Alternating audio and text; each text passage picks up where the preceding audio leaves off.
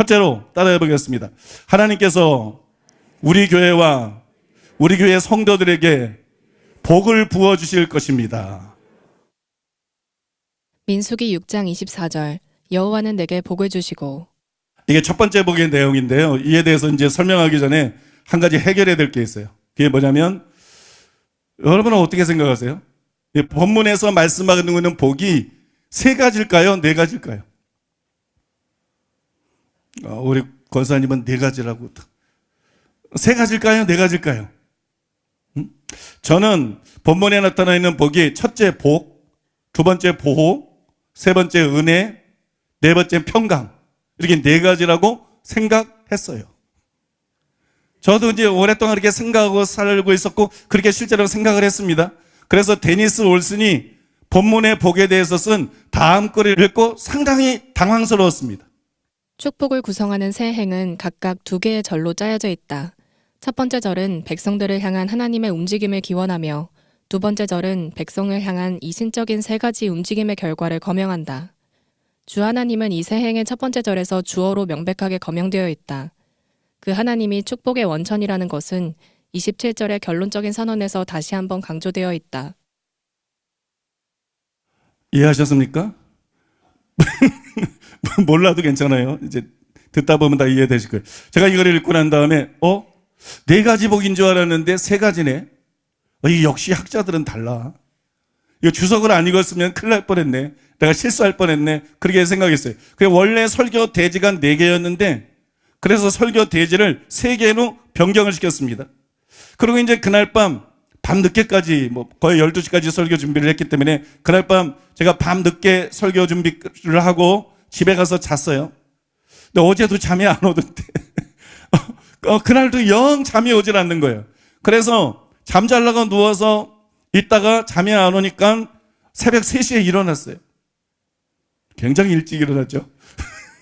새벽 3시에 일어나가지고 할 일이 없으니까 새벽 5시까지 기도를 했어요. 그때 이 설교에 대한 추가적인 깨달음들이 다시 저에게 임하기 시작했어요. 그래서 그것들을 이제 메모를 다 했는데 갑자기 본문이 읽고 싶어지는 거예요. 본문이 막 읽고 싶어져. 그래서 그냥 본문을 성경을 펴서 읽었어요. 그리고 본문을 읽어보고 제가 깜짝 놀랐어요. 왜냐하면 갑자기 본문에서 데니스 올슨의 주장이 틀렸다는 것이 선명하게 보였기 때문에. 본문이 있는데 이거 학자들의 주장이 틀렸구나. 씨름의 헛다리를 일하고 있는데 또 골 때리는 그녀에도 헛다리 있어요. 근데 이거 학자들이 헛다리를 집은 거구나. 이게 틀렸다는 게 선명하게 보였어요. 데니스 올슨은 그가 쓴 현대성서 주적에서 본문의 복을 다음과 같이 일정하게 정리를 했습니다. 한번 띄워주실까요? 저기 슬래시라 그러죠. 슬래시 이렇게 빗금 치는 거 그거를 주의해서 보세요. 저기에 보면 여호와는 내게 복을 주사 슬래시 너를 지키시기를 원하며 그 뒤에 보면 내게 비추사 슬래시 은혜 베푸시기를 원하며 내게로 향하여 드사 슬래시 평강 주시기를 원하노라 이렇게 정리를 했어요. 그럼 복이 몇 개예요? 3개죠. 그래서 본문에서 말씀하고 있는 법은 3개다 이렇게 주장을 했습니다. 그러나 저렇게 나누면 안 돼요. 제가 다시 나눠보겠습니다. 그날 성경을 읽을 때 저에게 선명하게 보인 대로 다시 나눠보면 여호와는 슬래시 내게 복을 주시고 지키시기를 원하며 여호와는 그 얼굴을 내게 비추사 슬래시 은혜 베푸시기를 원하며 여호와는 그 얼굴을 내게로 향하여 드사 슬래시 평강 주시기를 원하노라 이렇게 봐야 정상이에요. 이렇게 봐야 됩니다. 본문을 왜 이렇게 나눠야 되느냐 왜 이렇게 구분해야 되느냐 거의 몇 가지 이유가 있는데요. 첫째로 25절과 26절에서 하루는 내게 비추사 내게로 향하여 드사 그렇게 말했어요. 그러면 데니스 올슨의 구분이 맞으려면 24절에서도 그거하고 조화를 이루게 내게 복을 주사 그래야 돼. 내게 복을 주사. 근데 그렇게 기록 안 돼 있어요. 내게 복을 주시고 그래서 그게 깨졌어요. 다르다는 거예요. 물론 원어에는 셋 다 동사고 이 번역본에 나타나 있는 이 차이가 안 나타나 있어요. 이 차이가 안 나타나 있습니다. 그럼에도 불구하고 우리는 모든 번역본들이 복을 주사가 아니라 복을 주시고라고 번역하고 있다는 점에 주목해야 되는 거예요. 왜냐하면 모든 학자들이 그렇게 이해를 하고 있다는 의미가 되기 때문입니다. 그래서 그렇게 이해하는 것이 옳다는 거예요. 또 데니스 올스는 세 구절이 24절, 25절, 26절 이 세 구절이 각각 두 개의 절로 쌓여져 있다. 슬래시 친 거, 자기가 친 거 앞뒤로 해서 두 개의 절로 짜여져 있다. 첫 번째 절은 백성들을 향한 하나님의 움직임을 뜻한다. 그러니까 그 얼굴을 내게 비추사. 이게 아직 뭐 한 거 아니에요. 백성들을 향한 하나님의 움직임이에요. 그 얼굴을 내게 향하여 드사. 아직 뭐 한 거 아니죠. 백성들을 향한 하나님의 움직임이에요. 그러니까 근데 거기에 뭘 포함시켰느냐? 내게 복을 주시고 이것도 움직임이라는 거예요. 하나님의 움직임이라고 이해를 했어요. 그 다음에 그 움직임의 결과가 바로 너를 지키시기 원하며 보호, 그 다음에 은혜, 평강이라고 그렇게 주장을 했습니다. 그렇게 주장을 했는데요. 그러나 복을 주시고가 단순히 하나님의 움직임일까요? 굉장히 의문스럽죠. 얼굴을 비치사, 얼굴을 내게 향하여 드사, 이거 하나님의 움직임이에요. 근데 복을 주사가 단순히 하나님의 움직임일까요? 하나님이 복을 준 거죠. 그래서 사람이 복을 받은 거죠. 그래서 이게 단순히 원인이 아니라 결과죠. 25절과 26절에 있는 거하고는 분명히 여러분 다르다는 것이에요. 이해가 되십니까? 쉽죠? 뭐 이제 힘든 시간은 금방 지나갑니다. 또한 여러분 25절, 26절에는 하나님의 얼굴이 나오는데 둘 다 그죠? 25절, 26절 하나님의 얼굴이 나오는데 24절은 하나님의 얼굴이 안 나와요. 단순히 하나님만 나와요. 하나님이 내게 복을 주시고. 왜 이런 차이가 날까요? 저는 이런 차이가 24절은 일반적인 복을 다루고 있고 복, 보호. 이건 일반적인 복이 영적인 복, 신령한 복이 아니에요. 일반적인 복을 다루고 있고 이런 일반적인 복의 근원이 누구냐? 하나님이시다. 하나님이시다. 믿습니까? 단순히 그걸 말씀하고 있는 거예요. 근데 25절과 26절은 신령한 복을 다루고 있는 거예요. 이거는 단순히 하나님이 주시는 것이 아니고 하나님과의 관계가 형성이 되어야 되는 거예요. 하나님의 관계가 하나님의 백성들, 하나님의 자녀들에게만 주시는 복이라는 거예요. 영원한 복이라는 거예요. 여러분 이해가 되십니까? 하늘의 복이라는 거예요. 그러니까 뭐예요? 그걸 은혜라고 그런 거예요. 복이 아니고 은혜. 그걸 갖다가 단순히 지켜주는 게 아니라 평강이라고 말하는 거예요. 이해가 되십니까 여러분? 바울 서신의 첫머리에서 항상 은혜와 평강이 너희에게 있기를 원하노라. 누구에게? 로마 교회에 있는 성도들에게, 고린도 교회에 있는 성도들에게, 에베소 교회에 있는 성도들에게. 이거는 신자들에게 부어지는 신령한 복이라는 것입니다. 그러면 여러분 24절은 일반적인 복을 복과 보호 두 가지로 요약을 한 것이에요. 그러나 영적인 복, 신령한 복도 두 가지로 요약할 수 있다는 거예요. 그런데 영적인 복과 신령한 복은 중요하기 때문에 24절 한 절에서 두 가지를 간단히 다른 것처럼 하지 않고 25절에서 하나, 26절에서 하나, 한 가지씩 소개하고 있는 것입니다. 그러니까 학자들이 주장하는 것하고 달리 본문에서 하나님이 약속하는 복은 몇 가지냐? 세 가지가 아니라 네 가지인 줄로 믿으시길 바랍니다. 네 가지 복. 하나님께서 우리들에게 네 가지 복을 주기를 원하시는 걸 믿으시길 바랍니다.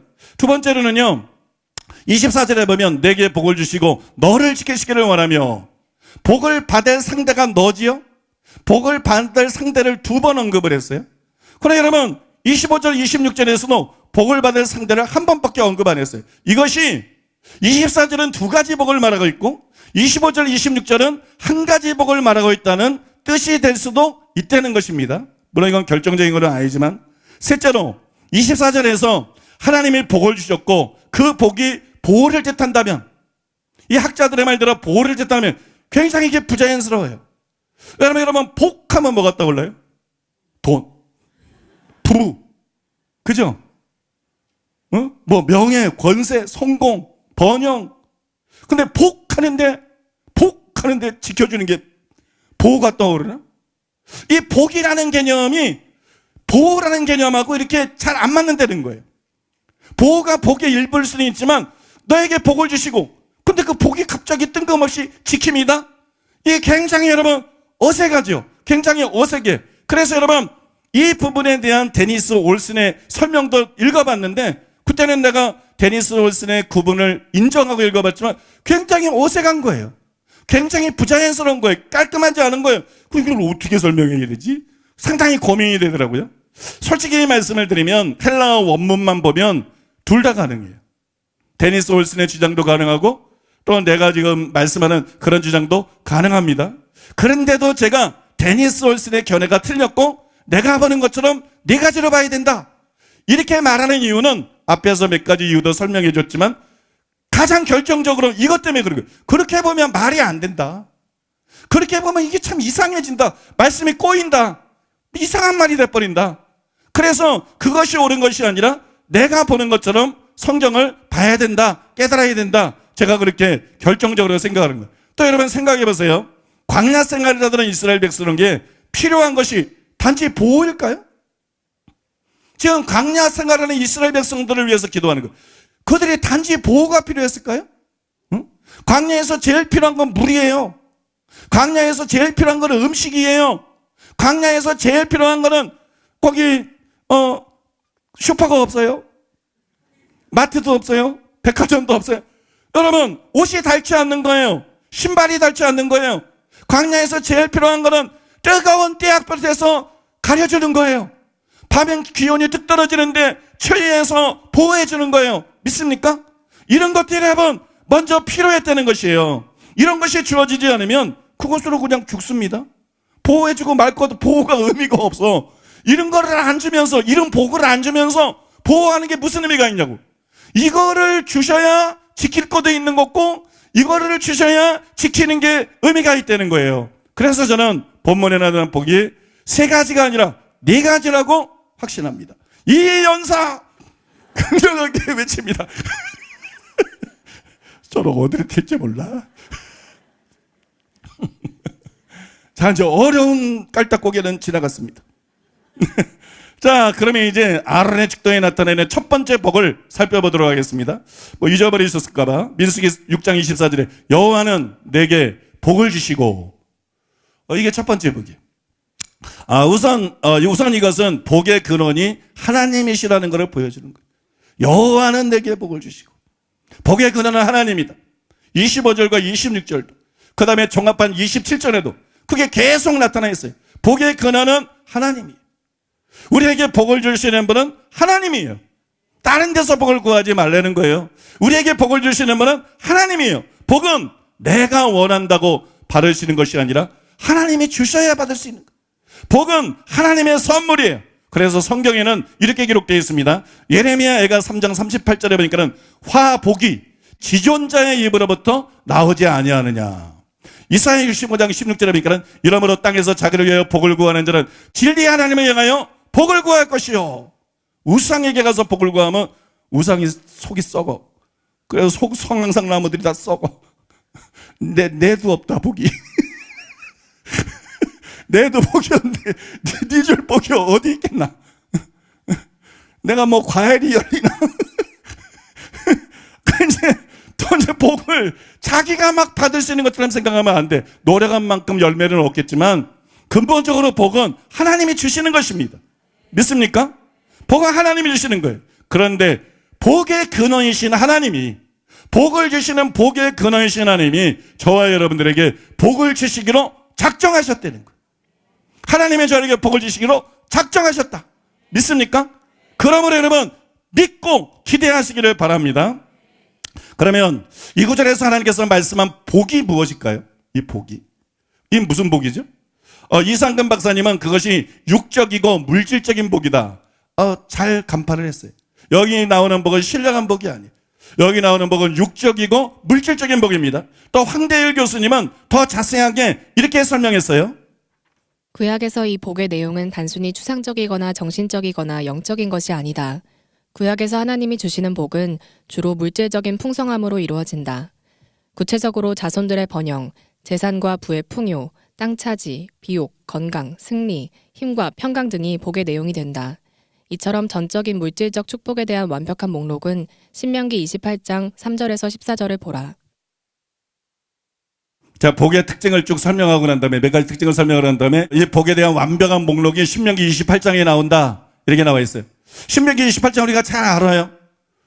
저는 웬만해서는 그냥 말로 설명하지 않겠습니다.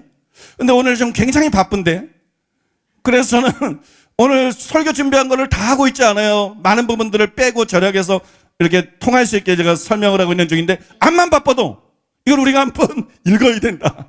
왜냐면 이거 우리 거다. 내가 나에게 속한 내가 받을 복의 목록 정도는 알고 있어야 될 거 아니에요?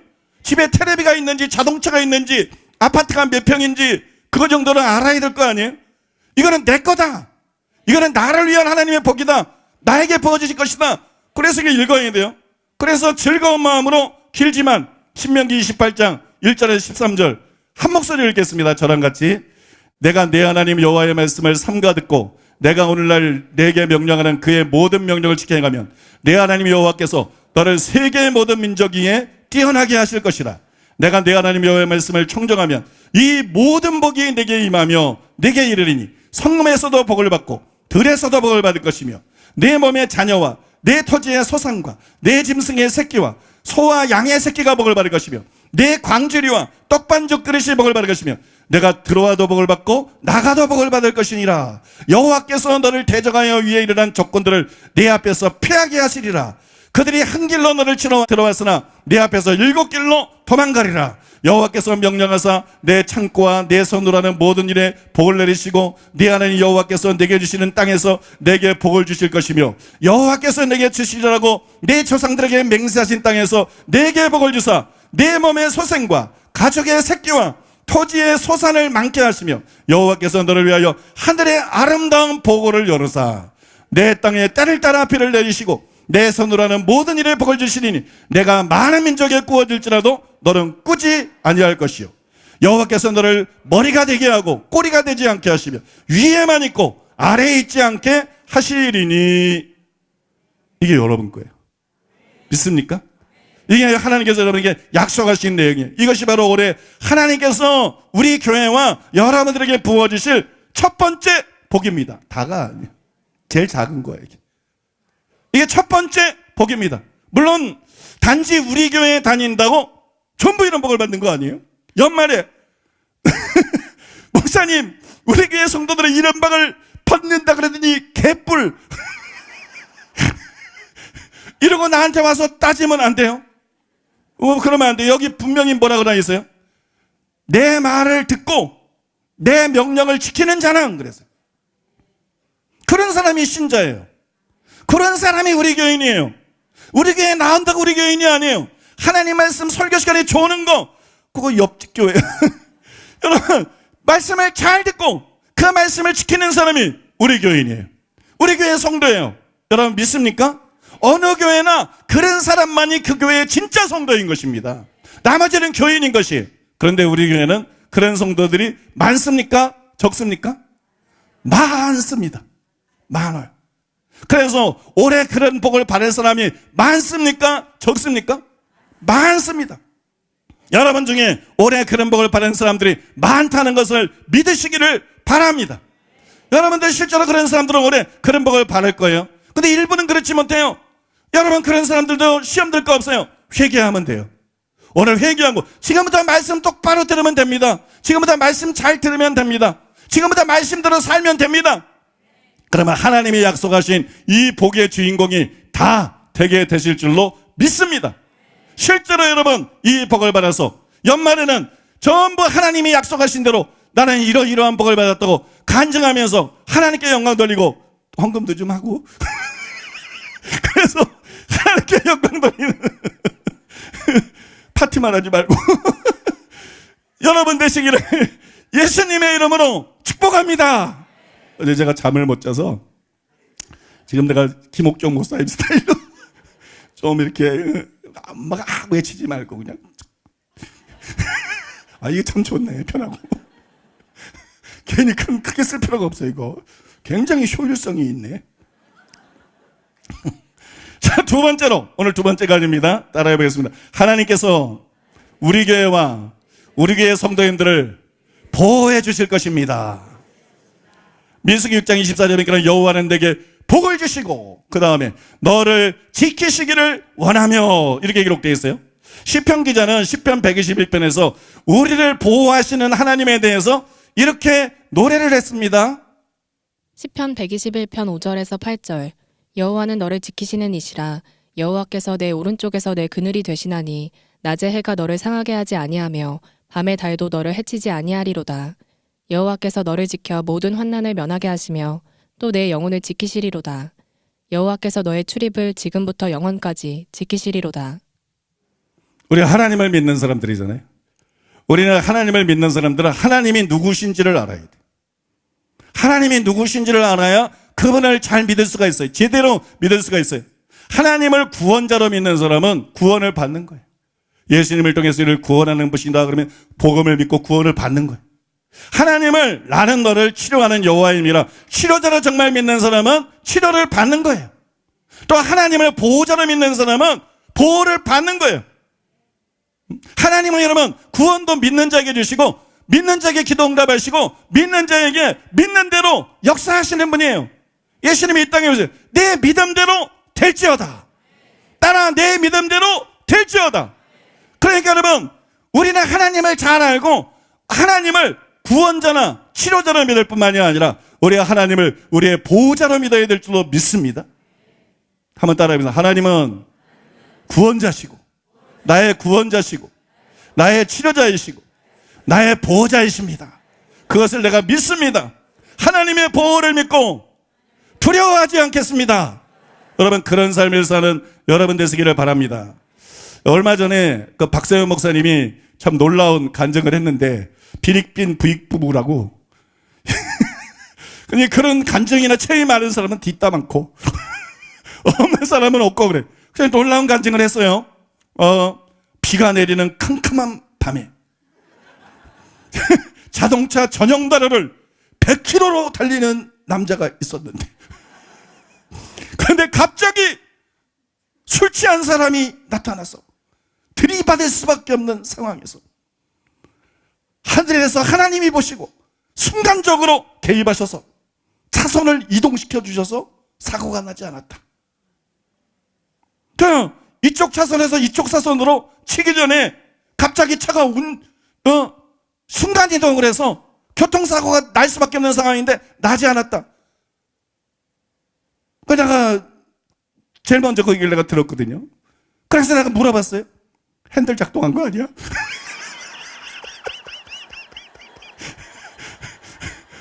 순간적으로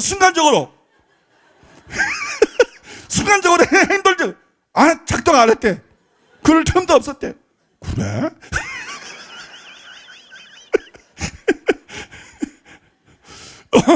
여러분 이게 얼마나 놀라운 간증이에요. 물론 하나님은 항상 그런 극적인 방법으로 우리를 보호하시지는 않습니다. 그러니까 여러분들에게 그런 간증이 없을 수도 있어요. 그죠? 그런 극적인 간증들이 뭐 없을 수도 있어요. 근데 여러분 아셔야 돼요. 하나님이 항상 극적으로만 보호하는 게 아니에요. 그러나 하나님은 우리의 보호자세요. 그걸 우리를 보호하기 위해서 구원받은 신자들에게 전부 수호천사들을 보내주셨어요. 수호천사의 역할이 뭐예요? 여러 가지 역할이 있는데 실제로 보호하는 역할입니다. 뭐 수호천사들이 하나님이 보내냈는데 맨날 놀기만 하겠어요? 여러분 분명히 이름이 수호천사니까 수호하는 일을 하고 그러니까 여러분 우리가 영의 세계가 안 보여서 그러는 거야. 영의 세계가 안 보여서 그렇지 극적이지 않은데도 하나님께서 수호천사들을 통해서 저와 여러분들을 평생을 보호하시니까 보호한 일이 굉장히 많은 거예요. 그래서 저는 지난날 막 돌이켜보면서 감사할 때가 많아요. 내가 어렸을 때 송추의 계곡의 교회에서 갔어요. 저는 헤엄을 못 쳐요. 저는 헤엄을 못 치는데 허리보다 조금 더 가면 물살이 살살살 빨려가서 나를 끌어가려고 그래. 그러면 첨벙첨벙해서 빠져나오는 게 재밌어. 그래서 들어갔다가 또 첨벙첨벙해서 빠져나오고 그때 한 번만 그냥 내가 지면 죽는 거야. 그때 한 번 나는 그런 생각부터 굉장히 여러 가지 생각이 나요. 그때 분명히 한 번은 천사가 나를 도왔을 거야. 응? 몇 번은 천사가 나를 띠밀었을 거야. 어린애가 그냥 장난삼아 재미있다고 하는데 그 목숨이 우리는 여러분 굉장히 우리가 인식하지 못해도 하나님께서 보호하시는 많은 일들이 있어요. 실제로. 전국에 가면 하나님께서 그 비디오로 다 요새 다 녹화되잖아. 천국은 옛날부터 다 녹화돼서, 그래서 여러분, 녹화돼서 다 하나님께서 보여주신다고. 언제 너를 이렇게 내가 보호해줬어? 언제 내가 널 죽음에서 이렇게 보호해줬어? 믿습니까? 언제가 내가 너를 이렇게 지켜줘서, 그래서 깜짝 놀라게 될 것이고, 그것이 우연이 아니고 하나님이 지켜주신 것이고 보호해 주신 것이고, 그래서 하나님께 감사하고 영광 올리게 될 줄로 믿습니다. 하나님은 우리의 보호자세요. 하나님은 실제로 천사들을 통해서 우리를 보호하십니다. 그것을 여러분 믿으시기를 바랍니다. 그거를 여러분 신뢰하시기를 바랍니다. 한편 24절에 나타나 있는 두 가지 복을 하나로 합해 보세요. 그럼 뭐가 되나요? 24절에 두 가지 복이 있죠. 복하고 보호하고 하나로 합해 보세요. 그럼 어떤 뜻이 되죠? 복을 주시는 분도 하나님이고 그것을 누리게 하시는 분도 하나님이시다. 부자라고 자랑할 거 한 개도 없어. 성공했다고 교만하면 불구하고 한 개도 없어. 복을 주시는 분도 하나님이시고 그것을 누리게 하시는 분도 하나님이십니다. 그런데 솔로몬은 이렇게 말했어요. 전도서 6장 1절에서 2절. 내가 해 아래에서 한 가지 불행한 일이 있는 것을 보았나니 이는 사람의 마음을 무겁게 하는 것이라.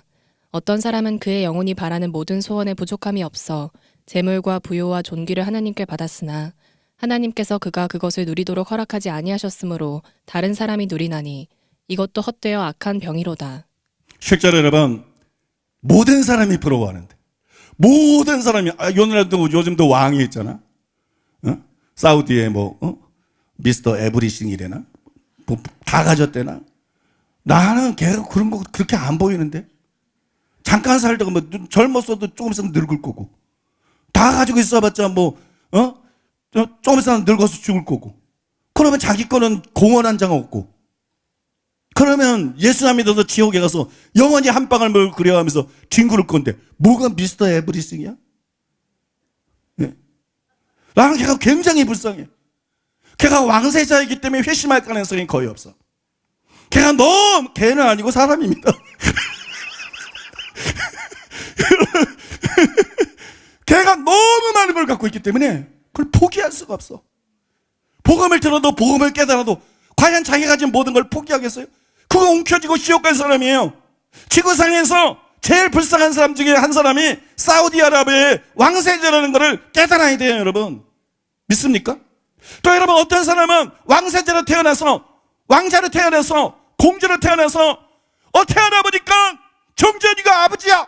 태어나보니까 삼성 오너의 딸로 태어나서, 아들로 태어나서 사람들이 다 부러워요. 사람들이 다 부러워하는데 그런 사람들 중에도 병약한 사람들이 있잖아요.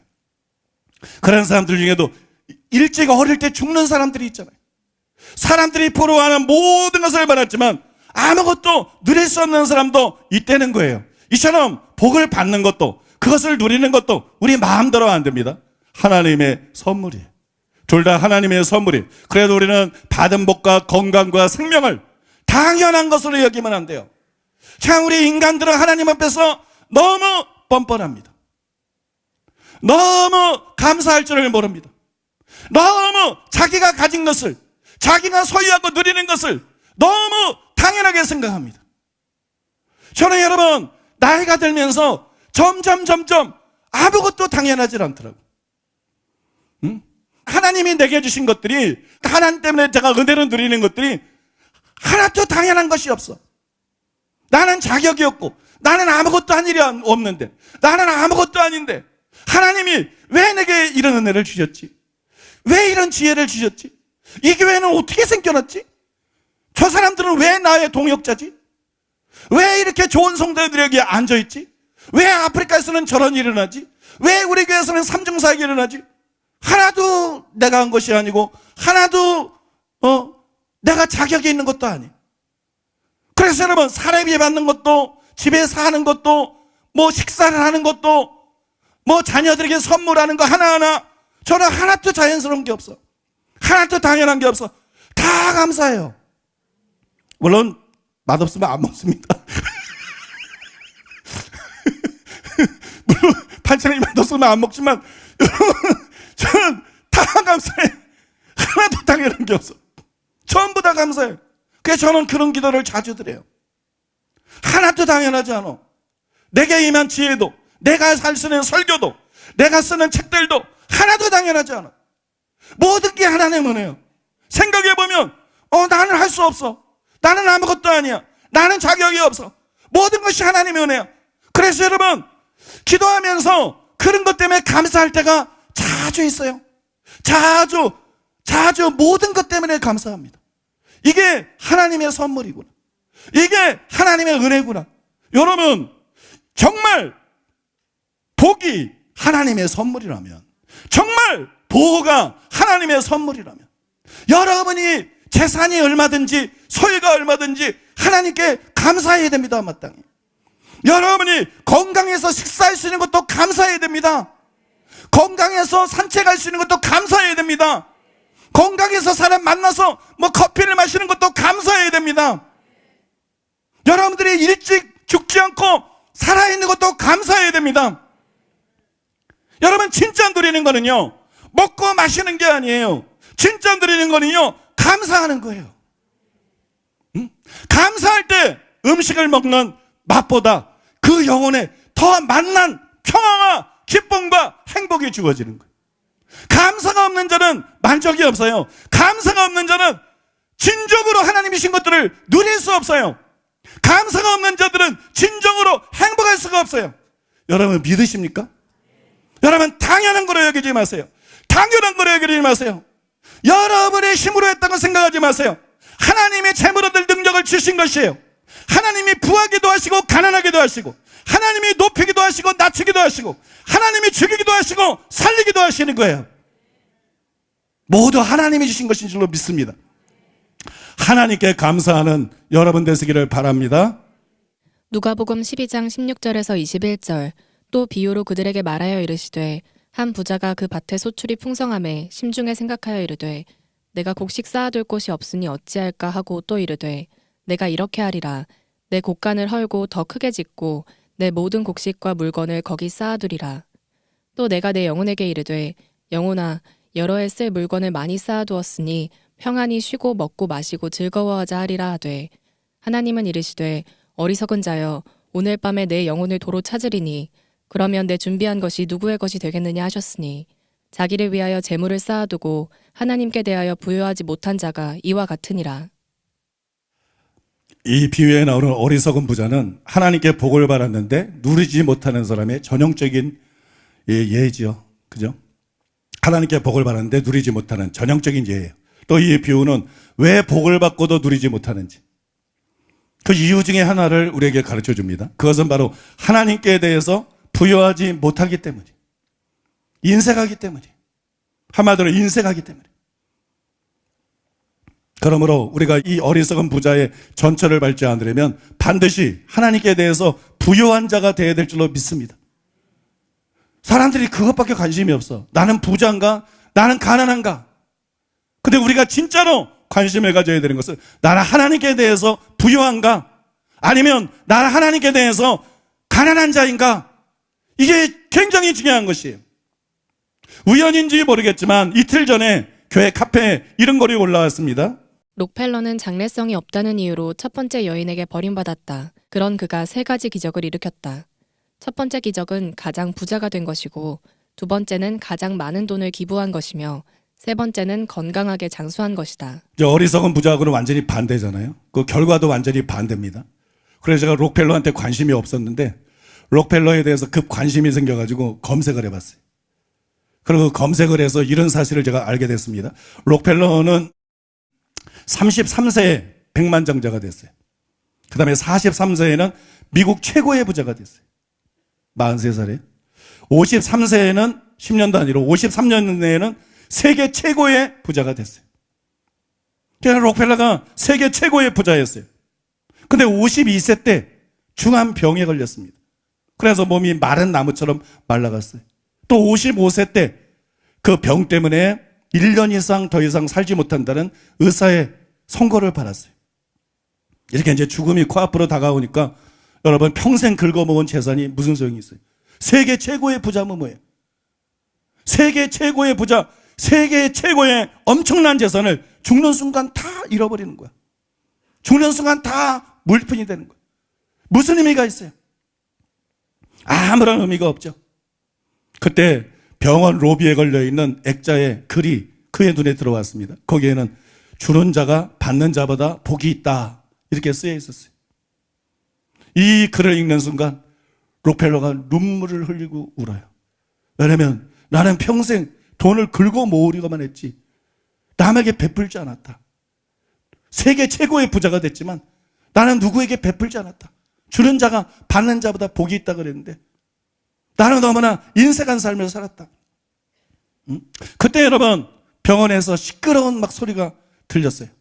허름한 옷을 입은 한 여자가 병원 관계자하고 얘기를 나누고 있었는데 그 병원 관계자는 병원비를 내지 못했으니까 당장 퇴원해야 된다, 그렇게 종용을 하는데 그 여자는 막 매달려서 애원하는 거예요.